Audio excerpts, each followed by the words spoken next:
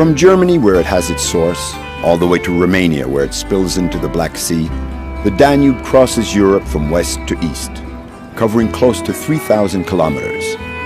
The great river, which once served as a natural frontier, a rampart for the Roman Empire besieged by barbarian invasions, has confirmed its role as vital communication route for most of the countries it crosses, and above all for Hungary, which has no access to the sea. And yet, even more than a trade route, the Danube is a symbol. This link between imperial Vienna and romantic Budapest incarnates the pomp and splendor of the Austro-Hungarian Empire. And thanks to Johann Strauss, it is the most famous river of Europe.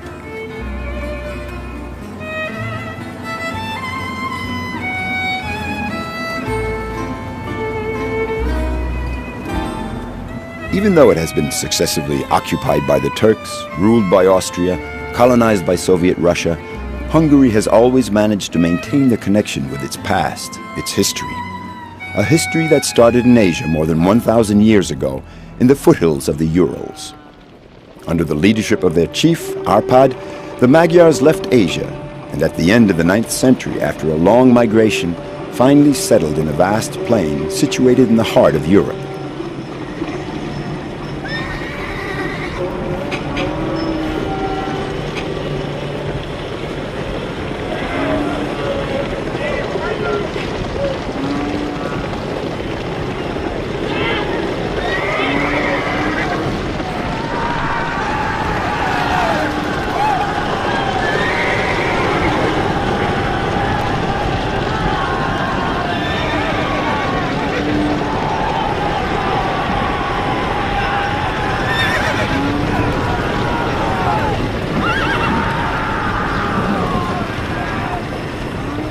When they settled on these lands, crossed on the west by the Danube and on the east by the TISZA, these Magyar tribes gave birth to Hungary.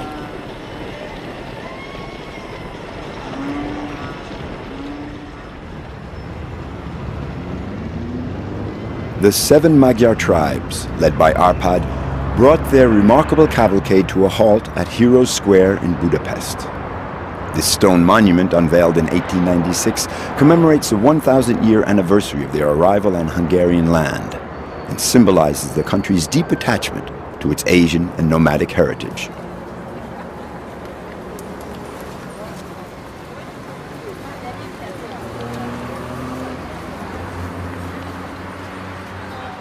Budapest is a lively and eclectic capital that boasts many architectural wonders.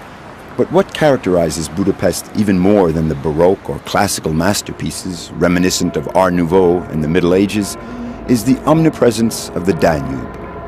As if nothing beautiful in the city could have seen the light of day were it not facing the Danube.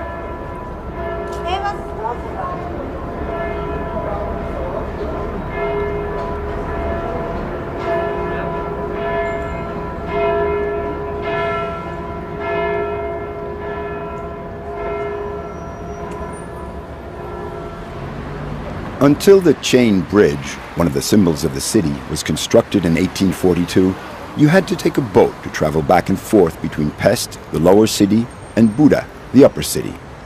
Hundreds of boats of all sorts were navigating the river at the time. The first steamboats were put into service at the middle of the 19th century.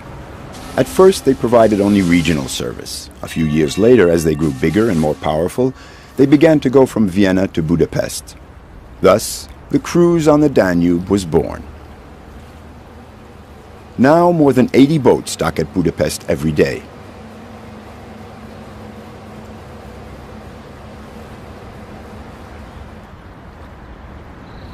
Far from the center of town and the comings and goings of the cruise boats, and just a stone's throw from the hangars of an abandoned shipyard, we have another facet of the Danube's personality.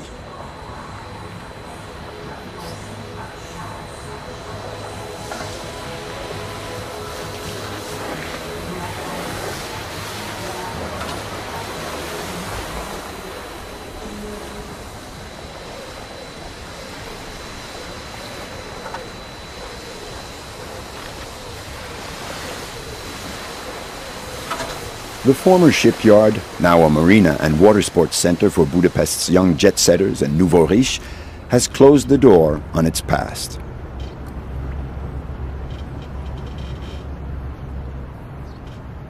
The shipyard began operating in 1832.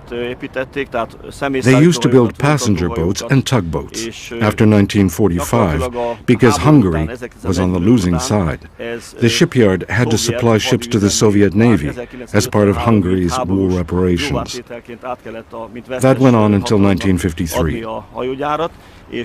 During that time, they built 2,500 boats as war reparations, and the exchange was very one-sided because we only got some cars, Ladas. A curious footnote of history. But that aside, this marina is part of a long tradition. In Budapest, the baths inherited from the Turkish invaders and the countless swimming pools are veritable national institutions. As for fishing, even if the water is unfortunately quite polluted in the center of town, it is, as we will see throughout the film, a national sport.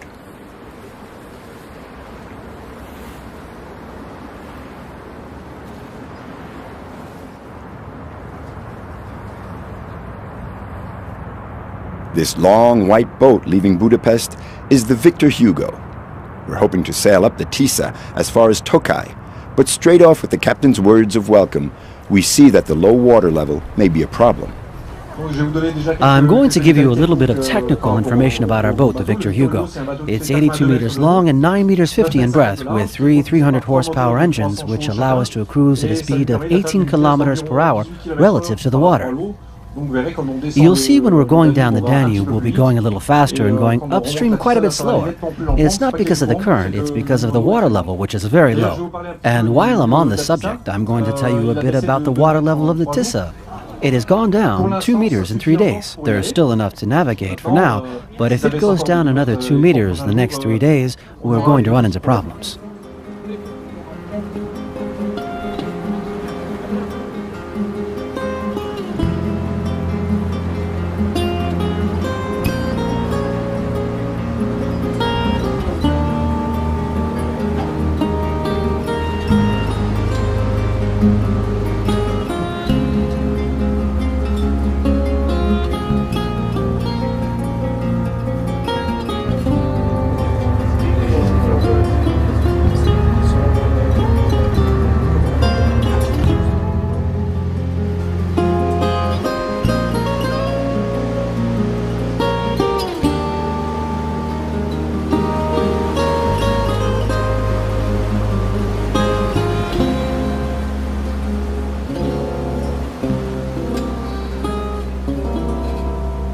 After leaving Budapest in the declining light of the setting sun, we travel south during the night towards Mohács. In the dawn light, this peaceful town near the Serbian border comes into view as we round a bend in the Danube.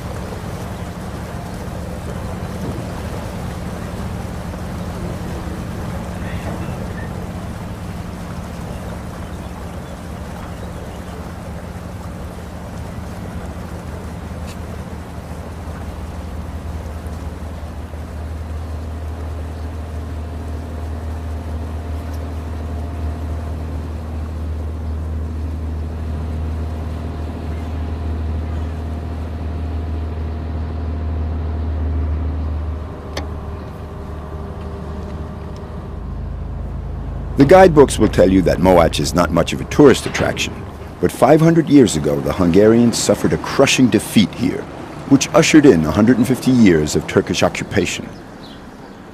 But now nothing remains of that tragic episode of the country's history. So in Mohács, in this backwater of the Danube, the inevitable fishermen peacefully wait for a nibble from a bream or catfish.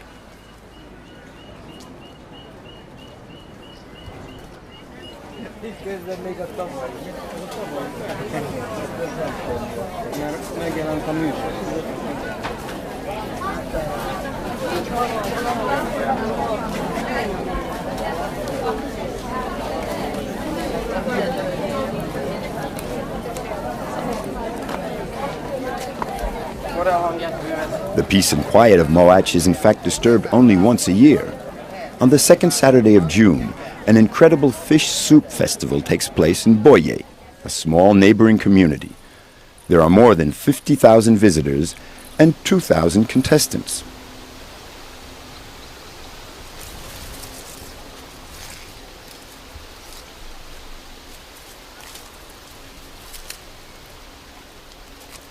Josef takes part in this festival every year. But once the festival is finished, he doesn't pack up his kettle until the following year like most of the other participants. Making soup from the fish of the Danube is part of his everyday life.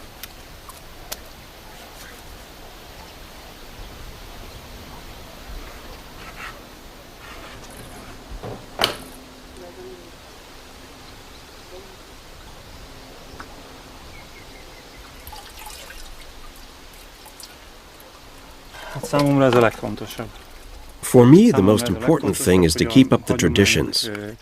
Traditions in general. Whether it's making soup or fishing, the making and use of fishing gear.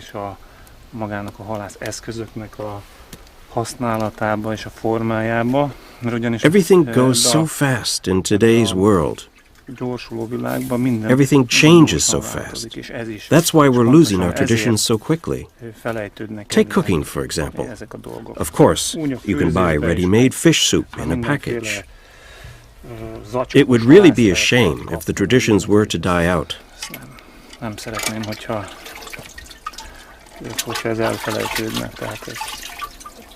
Because one has to know one's past. The person who doesn't know his past can't see his future. We are the fruit of our past. If we don't know where we come from, we can't know where we're going. I find that rather sad.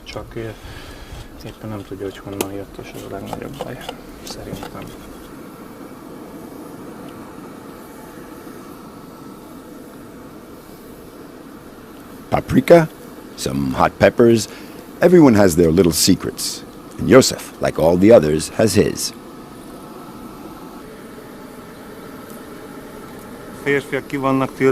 Usually, men aren't allowed to cook, except when it happens outside and they cook soup in a kettle. It's a very old tradition that goes back to the time when the men lived out in the open, when the men would go fishing or tend their herds. They were just men, and they would cook for themselves. That's where this tradition comes from. The men make the soup. Women don't have the knack for kettle cooking. Yes, that's how it came about. Because fishing and soup go together. It was really pretty basic. Some paprika, a few very simple ingredients. They didn't need women for that.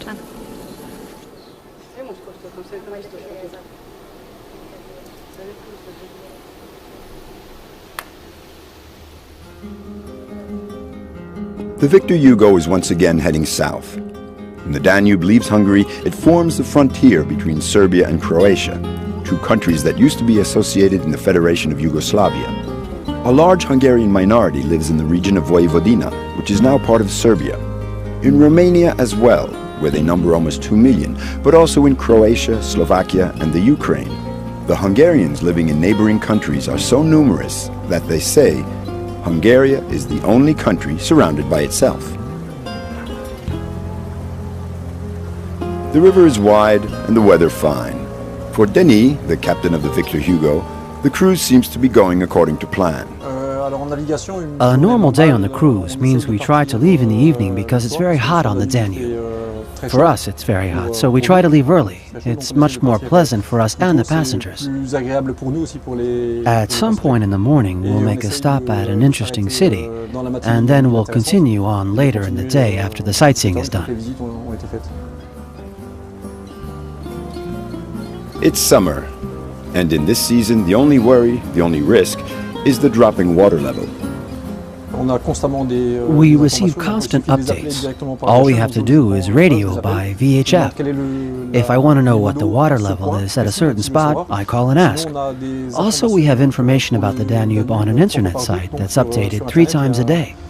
So 3 times a day, we get the water levels in real time. And for the TISZA, we get it once a day in the morning.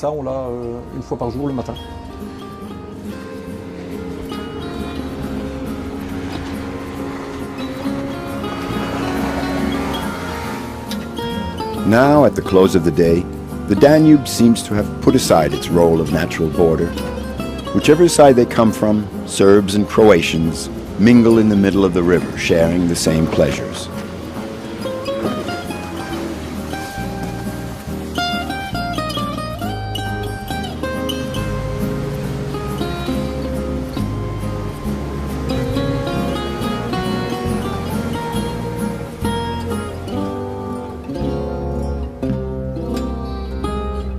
It's a surprising sight when you think that just a few years ago, right here in the region of Vukovar, the two communities were engaged in a brutal war.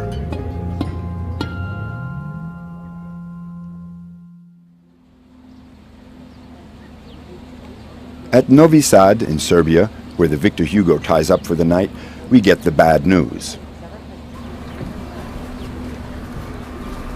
Denis? Do you have a minute? Anything new on the navigation problem? Yes, the water has dropped about another 40 centimeters. 2 boats have run aground, so it's sure that we won't be able to make it through. In any case, we won't make it to the end. Right, so we can put the alternative program into effect. As the Victor Hugo heads for Belgrade, we go back to Hungary, to Szeged, a city on the shores of the TISZA. There we hope to find another boat to continue our voyage into the heart of Hungary's Great Plain.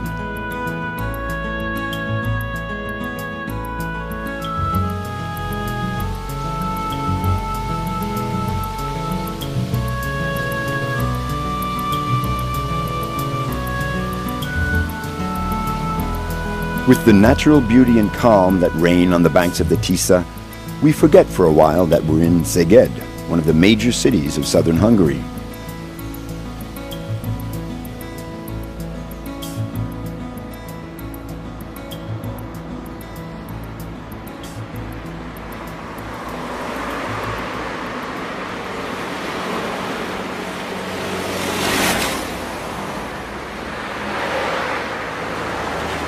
Known as the City of Sunshine, Szeged now has become a thriving town where life is good. It's hard to believe that 150 years ago this town was the scene of an incredible tragedy.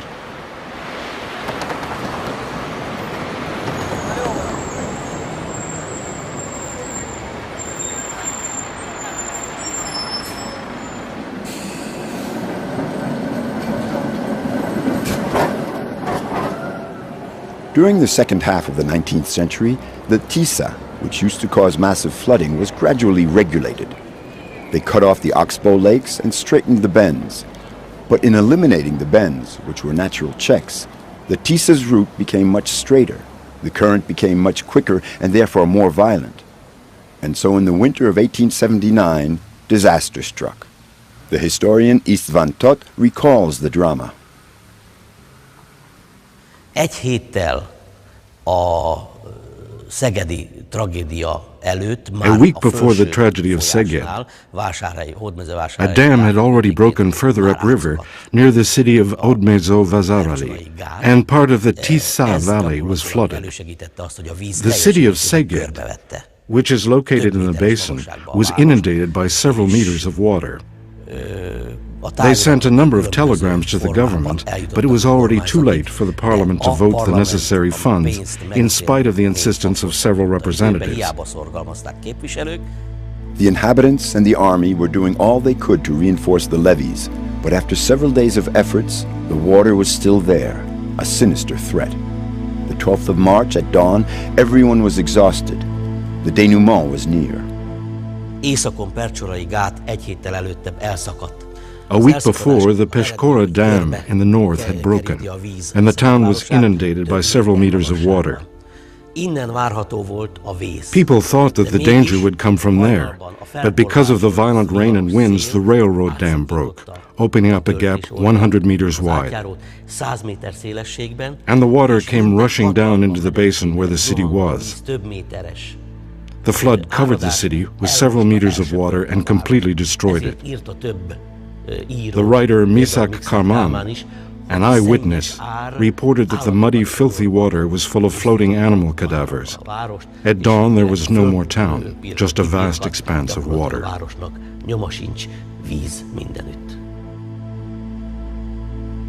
190 people died, swept away by the water. Only 250 buildings built of stone survived the flood. The town, which was mostly made up of traditional adobe houses, was wiped off the map.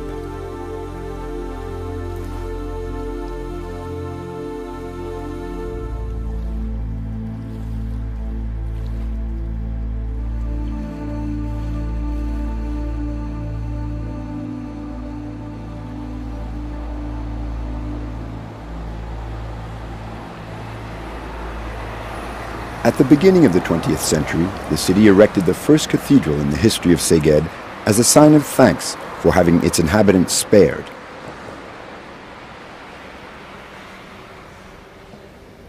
The nave of this votive church is covered with mosaics depicting the catastrophe.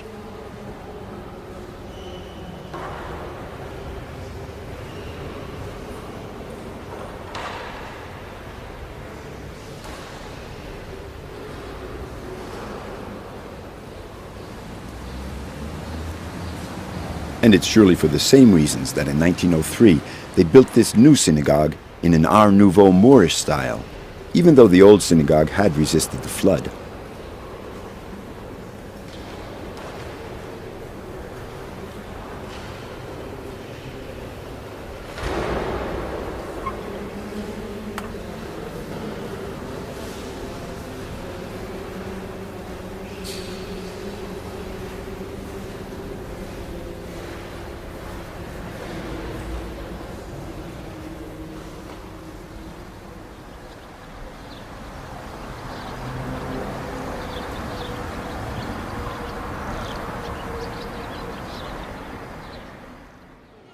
We pick up our voyage again at Szongrád, a town situated a few kilometers north of Szeged. The water level is unusually low, but observing the design of the bungalows perched on their piles like wading birds, we can imagine the force of the floods.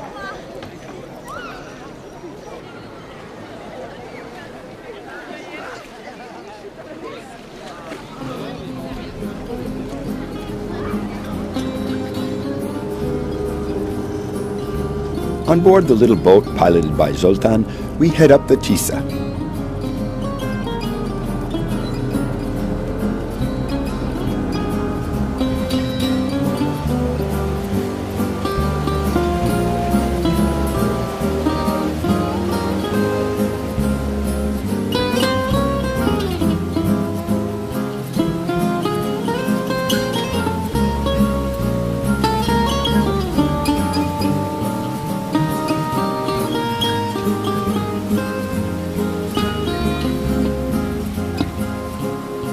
Zoltán is one of the official TISZA pilots.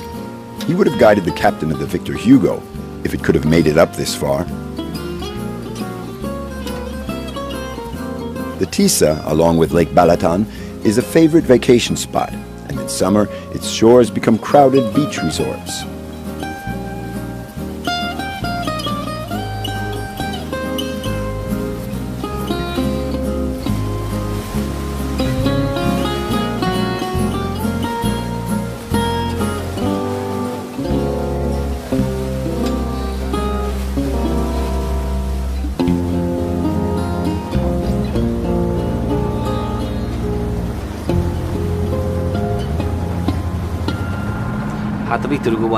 We wouldn't have been able to make it through here with the Victor Hugo. The water's not even 50 centimeters deep. We get regular reports from the River Navigation Authority. They keep us updated on the water level, particularly at the fords, which are of course the trickiest spots. We really wouldn't have been able to go any further because the water level dropped to 80 centimeters, and the Victor Hugo draws 1.10 meters.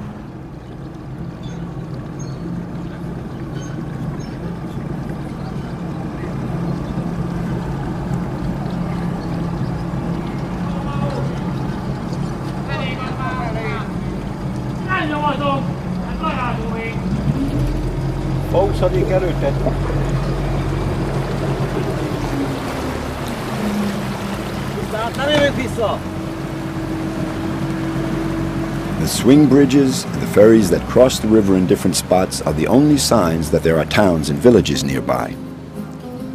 We can't see anything from the river. The levees built up on either side for flood control completely block the view. The feels like we're slipping through the heart of a thick, endless forest.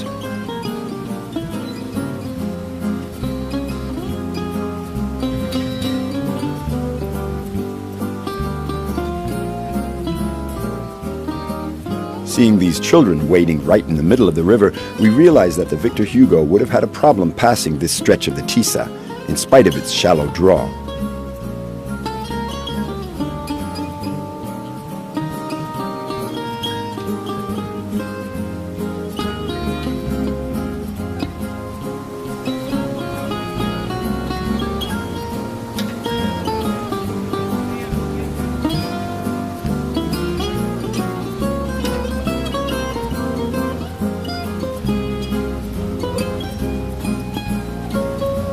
We've covered 200 kilometers since we left Szeged, and we're now approaching the Kiskörei Lock.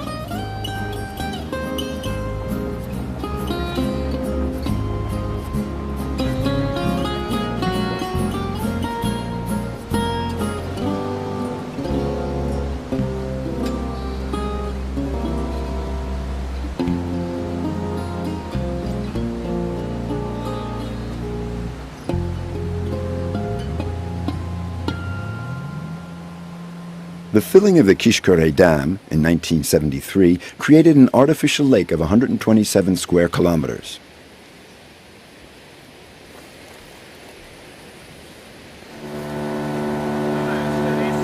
A part of this space is open to pleasure boating, water sports, and fishing.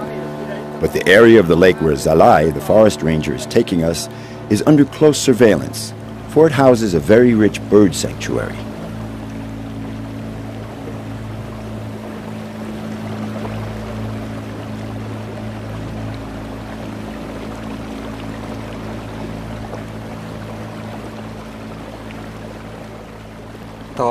Here on Lake TISZA and in the Hortobágy National Park, we're in a zone that's very rich in bird life. This region is a sort of frontier. Hortobágy marks the western limit of the habitat for a wide variety of bird species. What's more, you can find just as many birds living in the wetlands as in the alkali plains, and this is unique in Europe.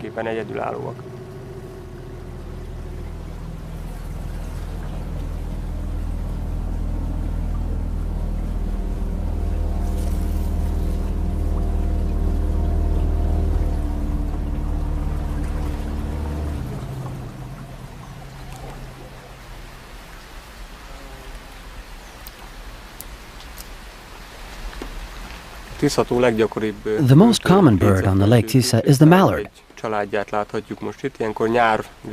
Towards the end of the summer, after the birth of the young, the families take refuge in the zones covered in water chestnut.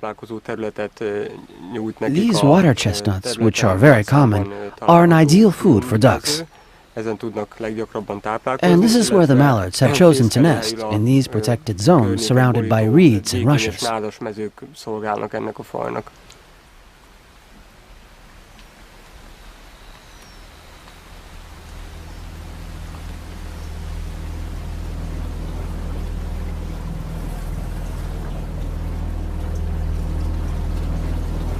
Towards the end of the day, Zalai takes us across a vast expanse of water covered with water chestnuts and water lilies towards a spot where an incredible variety of birds nest.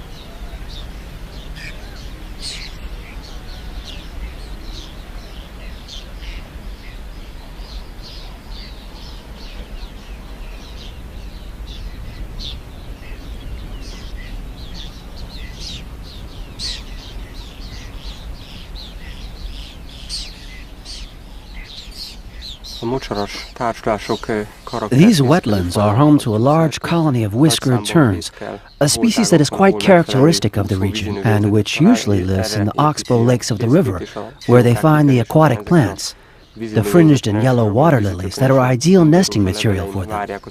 That's where the chicks wait for their parents to bring them their food.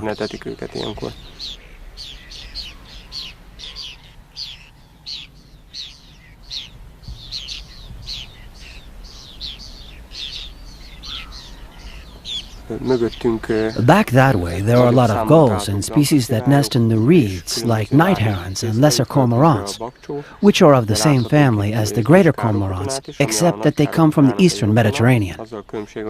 It's an endangered species in just about all parts of the world, so they're extremely protected. In Hungary, they have 3 regular nesting areas: Lake TISZA, Hortobágy Park, and Little Lake Balaton.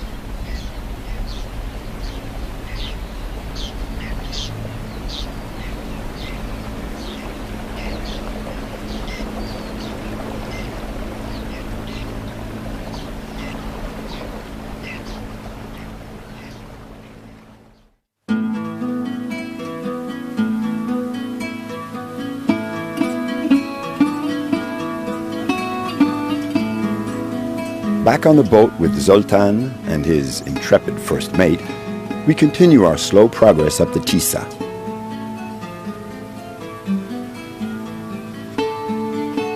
Zoltán was born in this region. When he was little, he would fish in the river with his father.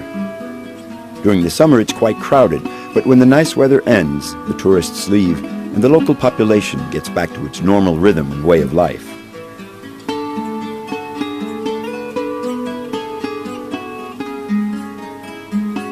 The people living on the shores of the TISZA are mostly poor, and for ages fishing has quite naturally been their only livelihood.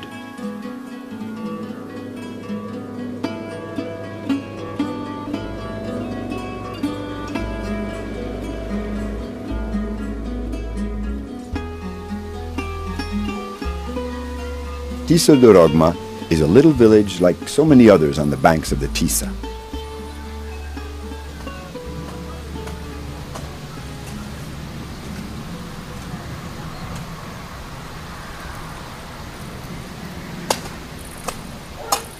One can see the elderly women drying wild mint. They mix it with other plants to make herb teas, following their jealously guarded recipes.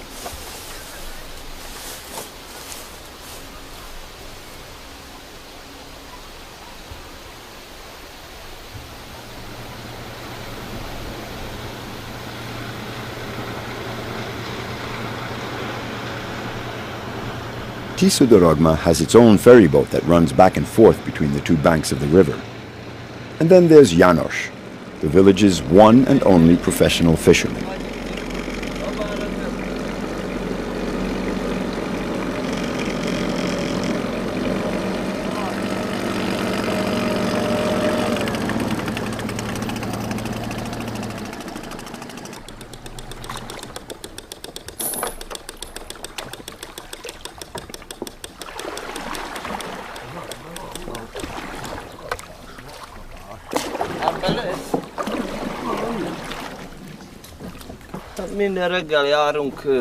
We do our fishing every morning.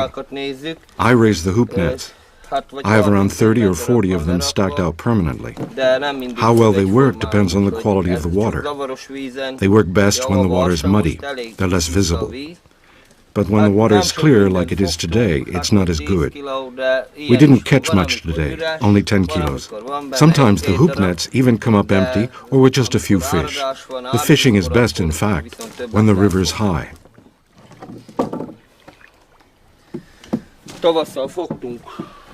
Last spring we caught a 63-kilogram siluried catfish. It was 2 meters 17 centimeters long. We catch some nice carp, walleyed pike, sturgeon, barbel, all sorts of fish. Fishing is a seasonal activity. In summer, whether you're a professional or an amateur, you don't catch very much. The best seasons are spring, fall, and winter too. Summer is really the off-season.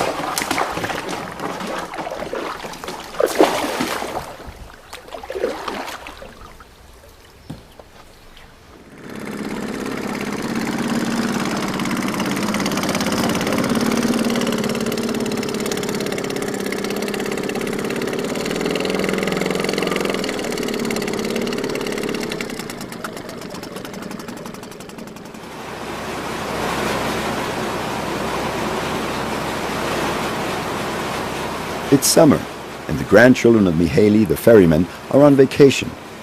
To pass the time, they take the ferry back and forth a few times and observe the passengers. Then, when the heat gets to be too much for them, they take a dip in the river.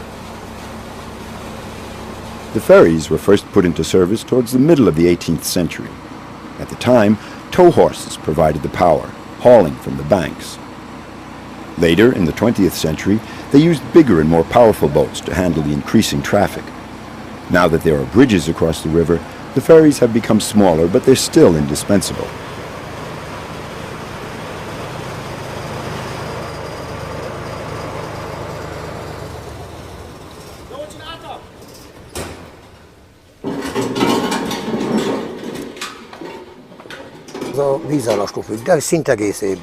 It depends on the water level, but the ferry runs just about all year round.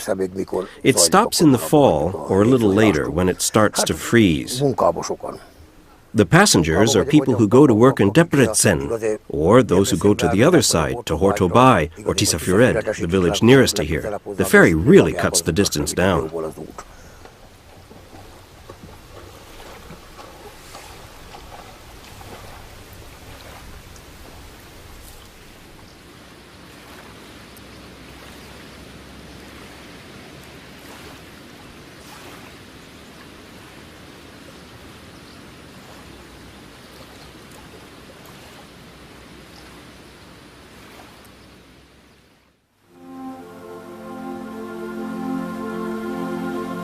Our third and last day on the river. We've covered close to 400 kilometers since we set out from Szeged.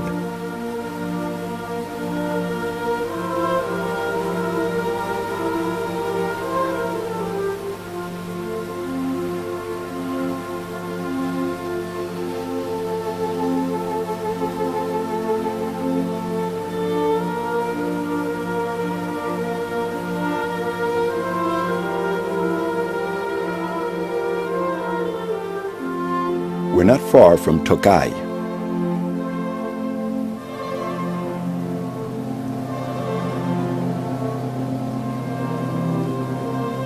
As the boat rounds a bend in the river, we finally come into view of the famous hill covered in grapevines, the symbol of this city with its 1,000 years of history.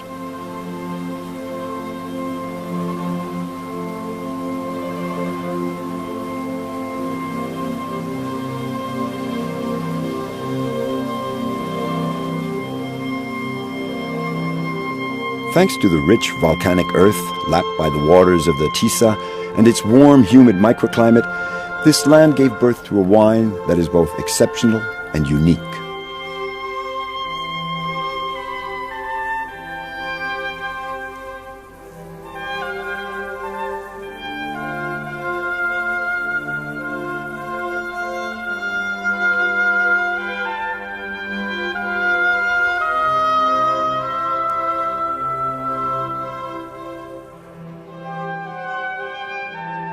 Favored by Louis XIV, by Cromwell, and the Russian Tsars, Tokaj was dubbed the wine of kings.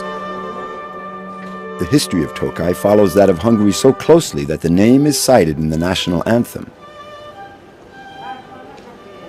István Szepsi, who is an accomplished winemaker, is also a discerning connoisseur of his country's history. In the year 896, when the Hungarian tribes arrived to conquer the country, there were already wine growers here in this region. They had resisted the barbarian invasions. The Hungarians took an immediate liking to the region and settled here, and they also began to grow the Tokaj grapes, but in a very different way than it's done today. In the 16th century, a new era was dawning here in Tokaj, just like in the rest of the world. The Renaissance was a very favorable period for inventions and discoveries, which, no doubt, explains why it was during that period that human ingenuity came up with this wonder, Tokaj Asszú.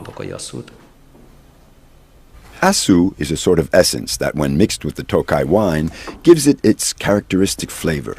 Asszú is obtained by harvesting the grapes that have dried on the vine. The bunches of grapes are continually pruned. The quantity is not important. What counts is the sugar content in each grape. Harvested one by one and piled into baskets, these grapes will give birth to the Asszú, whose sugar content can be as high as 60%. Once the blend has been made, the Tokaj has to age in a wine cellar for at least 4 years. István Szepsi has brought his personal touch to this technique that has been handed down to him from his ancestors.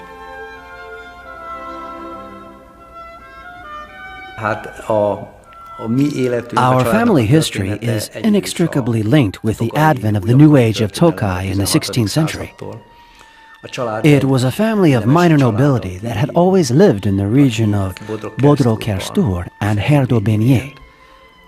Now, at the time, the rule was to become a priest, an officer, or a magistrate. But in our family, there was always a member who would choose to become a winemaker.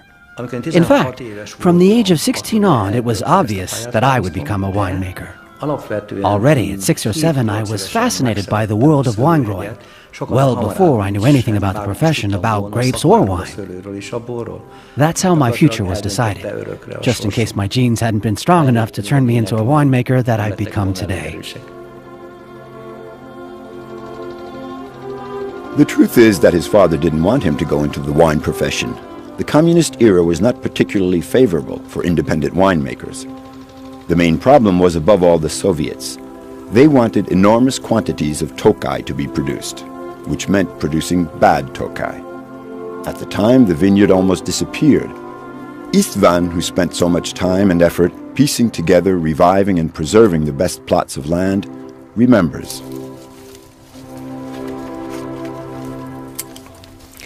I come out to the vineyards every day. Not a single day goes by that I don't go out and visit one of our 22 vineyards. It takes a lot of time, but I always find a moment during the day to come out here.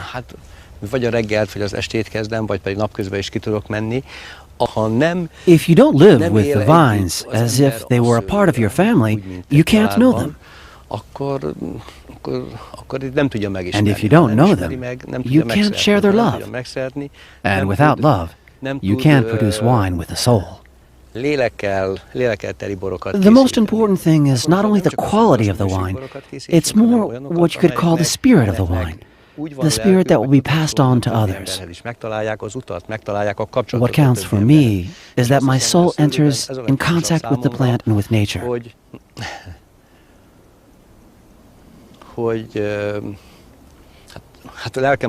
This is the only way I'm able to transmit this spirit to the wine lover. All that is transmitted not only through the product itself, but also through the ideas that it carries within.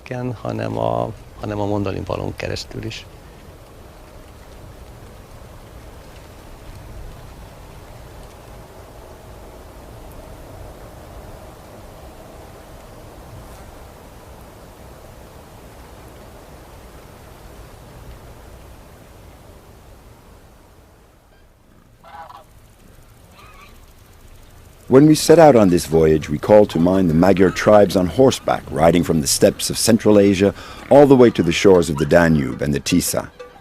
Now we'll finish our journey at the Hortobágy National Park, the last sanctuary of the Puszta, the great Hungarian plain. This wild steppe, which used to be a floodplain of the TISZA, has now been completely drained and regulated. It has a park with riding shows for the tourists and a natural reserve where naturalists carry out their research. Their mission is to preserve the original steppe and its native animal species.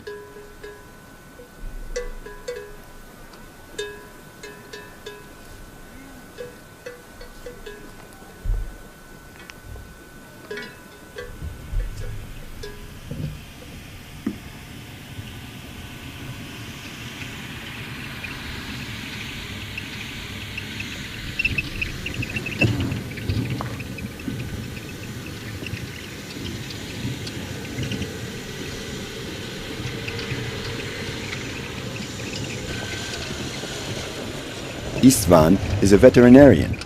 On a previous visit, he spotted a sick colt. He's back today to take care of it. The wild horses often take shelter in this abandoned farm when they need a bit of shade to cool off.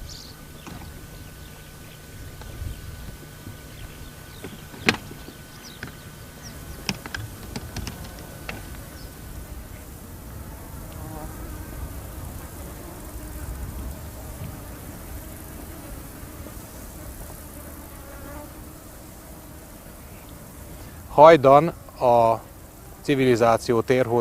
the past, well before any human civilization, there were already animals of the ungulate family here, like the aurochs and the wild horse.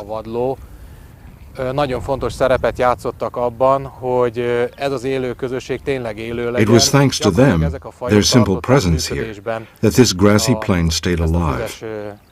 Then, when man came, those animals basically died out. The first ones to go were the wild horses. That was around 3,500 years ago. As for the aurochs, they survived a little longer, into the 12th century.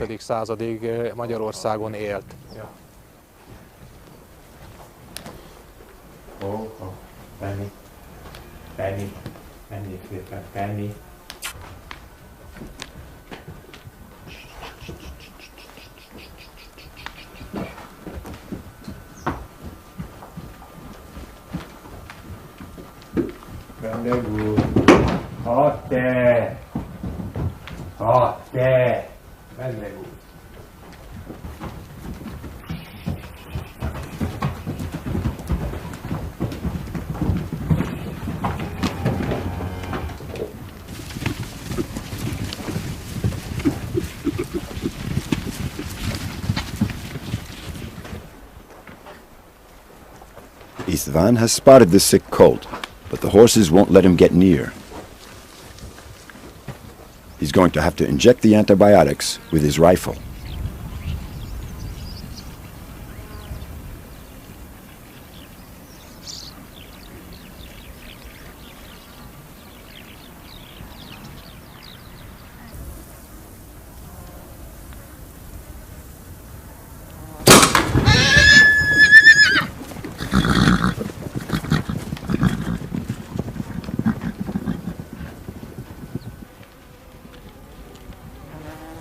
Az az igény, hogy természetes eredetű füves élőhelyeket Magyarországon megőrizzünk, ez We want to preserve the natural character of the great Hungarian plain, because the wildlife here has remained as it was in the ancient steppes of Asia.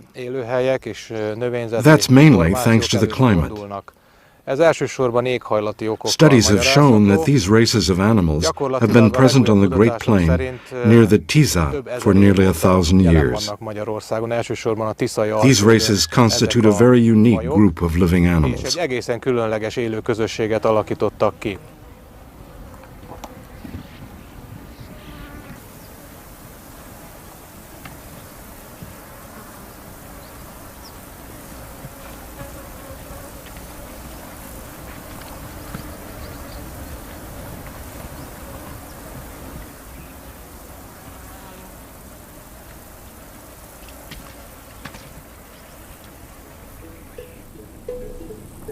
Herders have used this part of Central Europe as pasture land for hundreds of years. This activity has naturally modified the environment, but it's because man has used this vast plain without trying to transform it and has adapted to the natural rhythms and conditions that the traditional Hungarian animals can still be found here.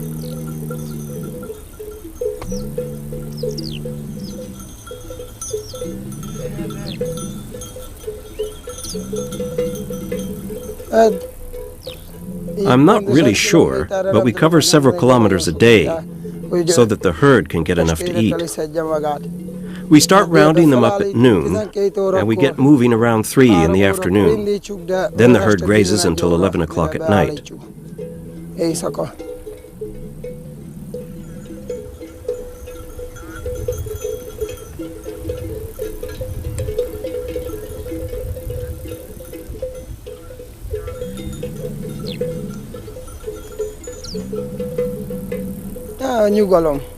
What I've always liked about this profession is the peace and quiet, the clean air. I've always lived like this. When I was little, we always had animals around. That's why I chose this profession.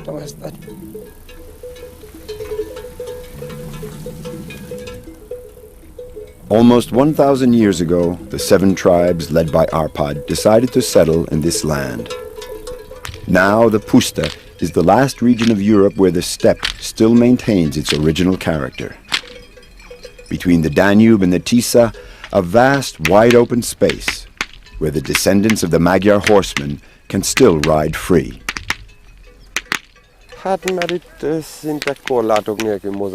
There are no fences here. You can ride for hours without seeing any kind of obstacle. Here, you're as free as a bird.